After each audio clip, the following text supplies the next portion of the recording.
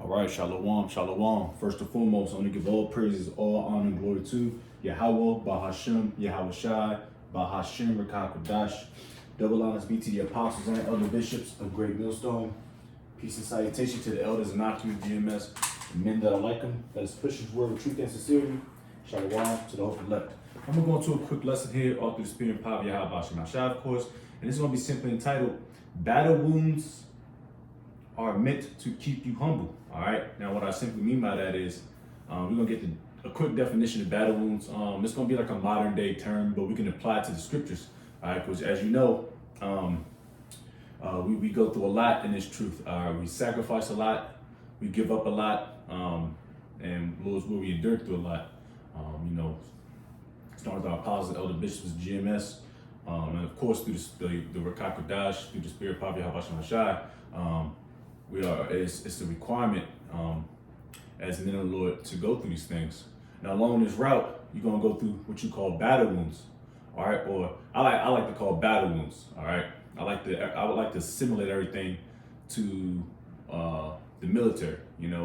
Some brothers, a lot of brothers, a lot of Brazilian jiu-jitsu fighters, fighters, what have you. They're professional, whatever profession. They like to assimilate things, and kind of bring it to the scriptures, and something that makes it kind of sound like what they used to do back in the world, so to speak. All right, so mine's in the military, so to speak. Brothers do a lot of the fighting, so they like to kind of keep it similar to fighting. Anyways, I want to use battle wounds as far as like chastisement, all right? Because what that does is, and yesterday, this is what got my wheels turning, and when I was watching, of course, Genesis, and not just them, the way they carry themselves, all right? The way they carry themselves, they're not humble, all right? You got to be humble in this thing. You got to be meek, all right? You got to have a contrite spirit, and they are the complete opposite or the contrary of what humble is, all right? Then guys, now through the spirit, the Lord is going to give them a humble pie, man, and they need it via what have you. If they repent, either way, the Lord's going to humble them, all right, because they need a good humbling, man. Men like them, all right. And I'm not just talking about them, but the people that have the same spirit like them, that call themselves men of the Lord. All right, the Lord is not looking for a bunch of proud boys, man. You can keep that with Esau and the black woman. But if you call yourself a man of the Lord and you call yourself teaching the scriptures, man, you got to be a humble man. All right? But we're going to jump out, get some precepts. I want to get the definition of battle wounds. All right? Because that is what keeps you humble. All right? And a beautiful brother, elder brother, once told me, man, hey, you ain't in the truth if you don't catch no hell. All right? A lot of brothers said that, but what stuck with me was when the elder told me that. Elder Mahal lawyer. All right? Out of GMS KC. He said straight up, he said, hey man, you ain't in the truth, and you don't have to catch high holy out like everybody else, all right? But you got there's levels to catching hell, all right? Some brothers might catch more hell, some brothers might catch less hell, but either or, you're gonna have to catch some hell. You're gonna get you have to receive your star, so to speak, your battle wounds, man, because that's what's keeping you humble, and that's what shows you if you're a real soldier of Yahweh Bahashem Shai, if you can endure through it, which I hope and pray that I do, and I hope and pray that brothers do too, all right? Because the Lord is not going to put too much on your plate that you can't handle, and I believe that wholeheartedly. All right, so let's get the definition of battle, battle wounds. All right, because you got to be a soldier in this thing, man, and I'm not saying I'm learning it every day, but I'm learning it every day. Every day is a new day. All right, you building up, because every day is closer to what? The destruction of America, which you're gonna have to endure hardness to get through this shit, man. It's not about to be no easy walk. Hey, there's gonna be brothers out there. It's about to be. Let's get this definition first, and then we segue into it. This is battle wounds out of simple Google search. It says battle wounds are physical injuries from combat. All right, we're in combat right now, man, and we're in a mental combat. All right, let's not get it twisted. We're not physical.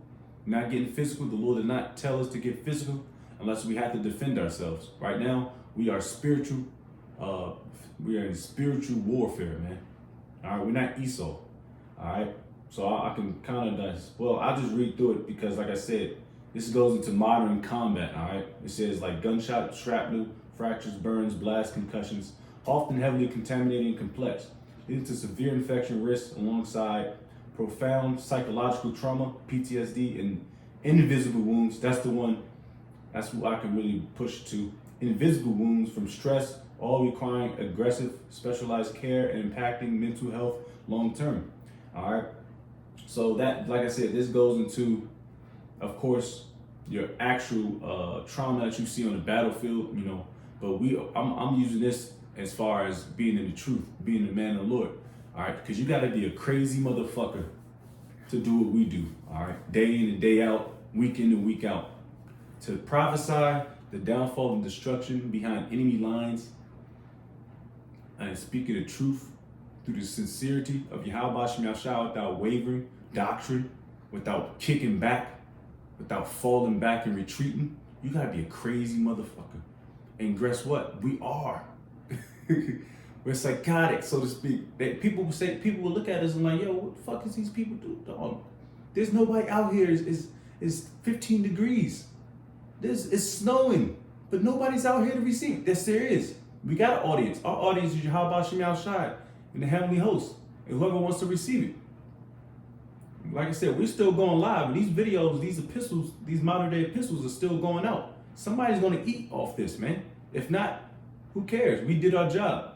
And the angel's going to report that to the Heavenly Father. Like, yes, your services did the work. We record the time stamp and sitting on up on high, man. So it don't matter. All right? So anyways, like I said, you can chew the bones and spit it out, but this is what we go through every day. But some brothers have really gotten sick due to stress, got actual physical ailments like myself. I have a physical ailment with my left hand. Lord's will gets healed up. So we got actual issues, man. Whether we did it to ourselves or not, it still goes along with being in the battlefield. Because like I said, if you get sick or hurt, let's say if you're active duty, they're gonna ask you if it's negligent or not. But more than likely, you can just say it was work related. All right, which all this stuff is really work related. This is a stressful job. All right, but it's gonna be beneficial once we hit that finish line and we see this place go down, which is steadily declining every day. So let's get some precepts. All right. Of course, we got to go to 2 Timothy 2 and verse 3. It says, "Thou therefore endure," of course, endure hardness as a good soldier of Yahushua Mashiach. And Yahushua Mashiach, he requires that from us, man. He requires us to be a good soldier. He doesn't require us to be all proud, man.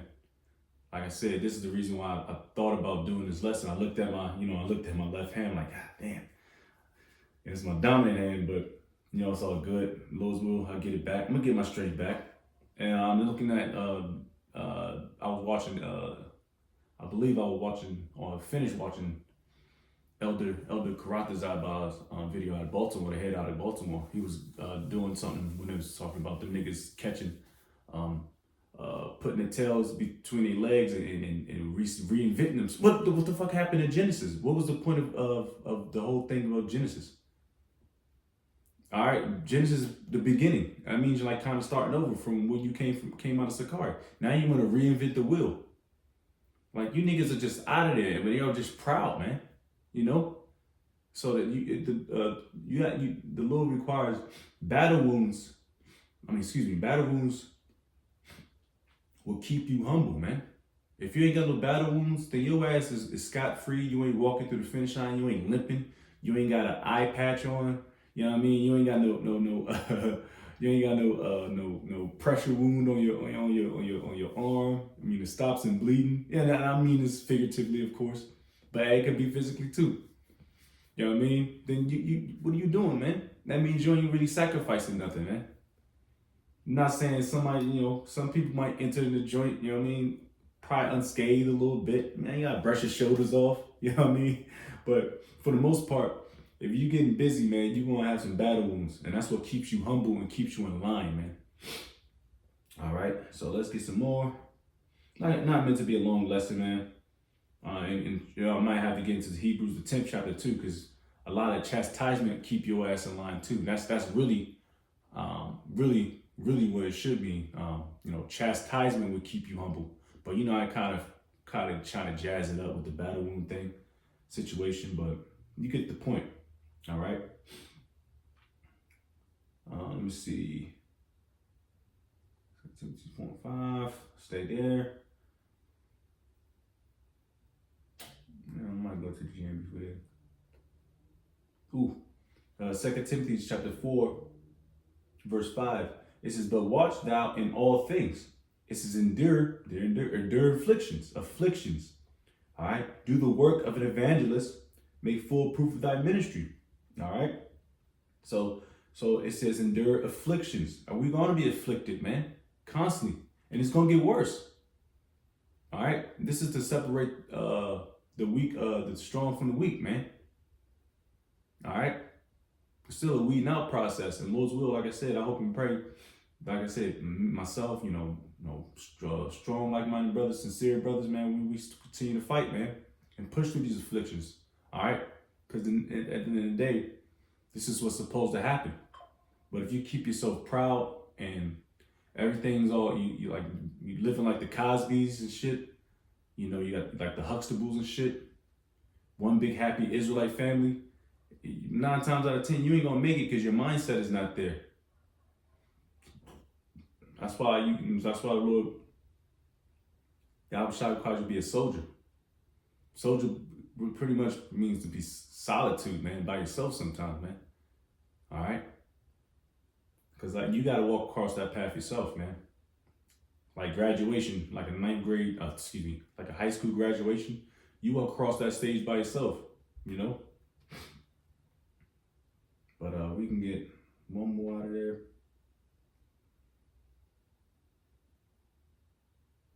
Cause man, this walk, man, requires a lot of sacrifice.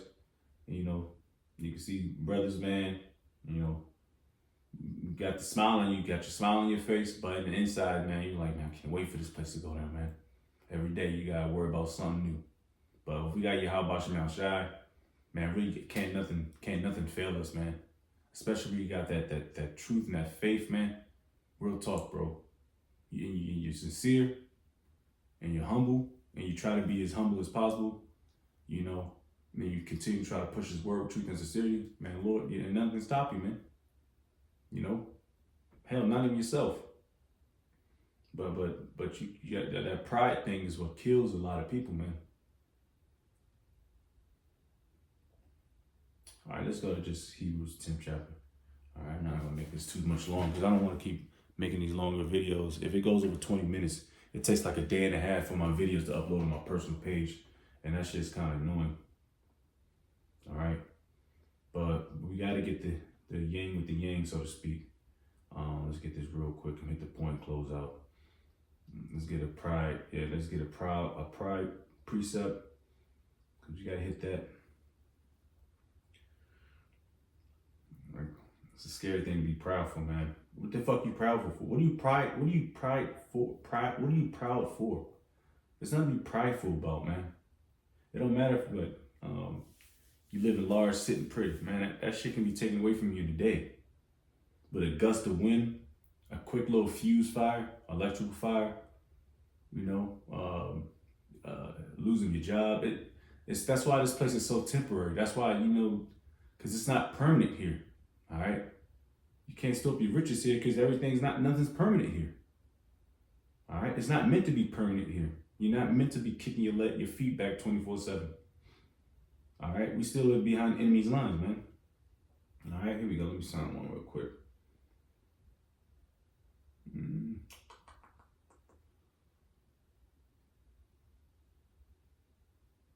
And it's powerful to be changing that doctrine. They're changing the doctrine up, man. Talking about like my man Taz said. I was watching Taz Yar said. KC, he said, man, you change, you like act like you changing up the doctrine like it's a goddamn iPhone update every 3 or 4 months. No, man, it's concrete. You learn from the apostles, and what you did, you got prideful, man. You thought you can be over your teachers, man. The Lord, Yahweh Shemashah set those men up. Not you didn't get set up to be in that position, that high position, nigga. You probably couldn't handle that position, man. Through the Spirit, I know I can't right now. Hell no, I know I can't. All right.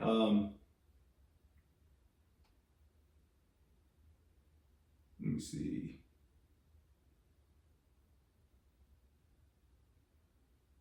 That's another one. That's a good one, but that's Esau. What's the one I want? Salakia. Let's just go get to the point. Let's just get that one. Proverbs 16-18. It says, pride goeth before destruction, and a haughty spirit before fall. Yeah, pride. Stiff neck. You looking all out. You got your ball cap on. You know what I mean? I always use that, but yeah, that's prideful too. Cover your head up, man. Told you countless times. And pride means you got a hard head. You're hard headed, you stiff neck. People told you countless times, take your damn ball cap off while you prophesying, man. You ain't in no goddamn strip club. You ain't at the bar, you know.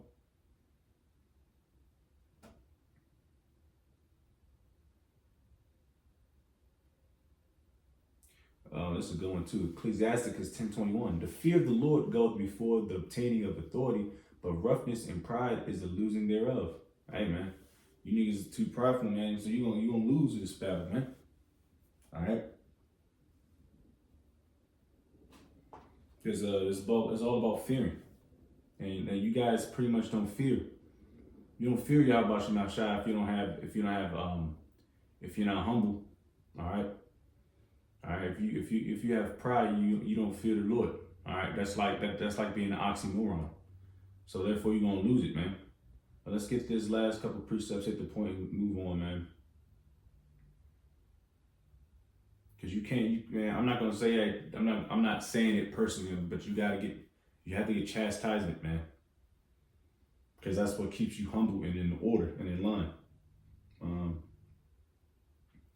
Let's see. Hebrews 12th chapter. This is Hebrews 12, and I'm gonna start at 6. For whom the Lord loveth, he chasteneth, and scourgeth every son whom he receiveth. If ye endure, that word's again, chastening, the Most High dealeth with you as with sons. So if you endure, if you suffer the Lord's chastening, he dealeth with you as he dealeth with as sons, man. For what son is he whom the Father chasteneth not? But if you be without chastisement, I'm gonna read that again. But if you be without chastisement, wherefore all of the partakers then are ye bastards are not sons? So you run around diddy bopping and shit. I got the Hebrews in the Hellcat. Got the nothing wrong with having a Mercedes and nothing wrong with having those fat whips. But that's how you base your shit off. I mean, you can look at your how you present yourself out there in highways and byways before the people. Before you put that shit off wax.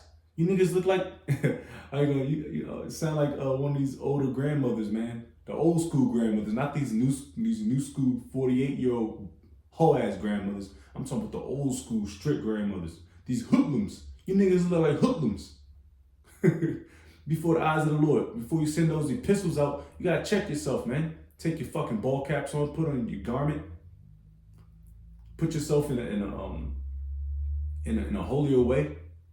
You know, don't make yourself look like a goddamn hoodlum, man. A blood or a crip. You know what I mean? One of them type niggas, man. We ain't in the streets no more, man. We serving the Lord, man.